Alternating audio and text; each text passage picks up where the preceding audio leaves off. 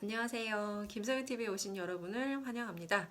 저는 초등공부 독서로 시작해 글쓰기로 끝내라의 작가 김성효입니다.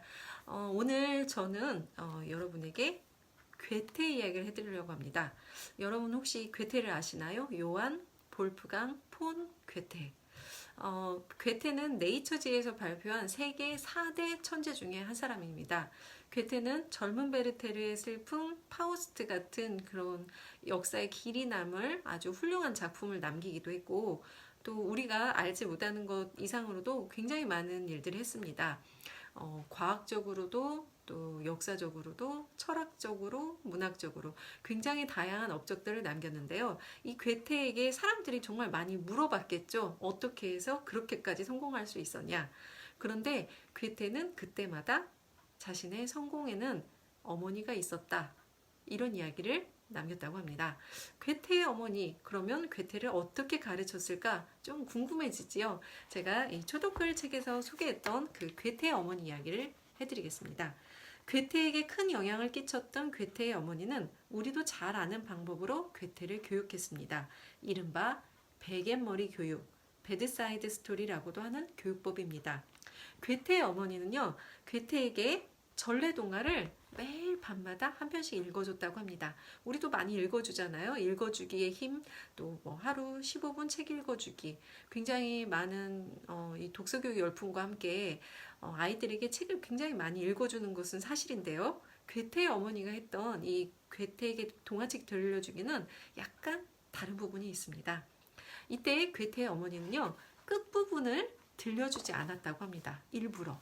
그리고 다음 이야기는 괴테가 직접 완성해 보게 했다고 합니다. 한창 재미있는 부분에서 멈추는 겁니다.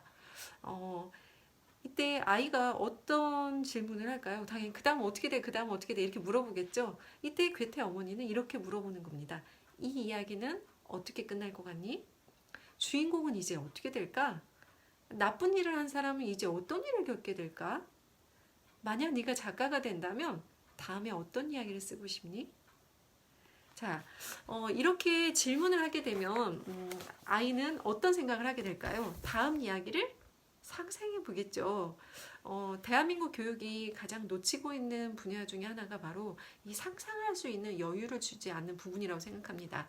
아이에게 뒷이야기를 상상해 보게 하고 결말을 아주 다양한 버전으로 이야기 나눠보고 이 다양한 버전으로 나온 이야기를 글로 써서 정리하는 것.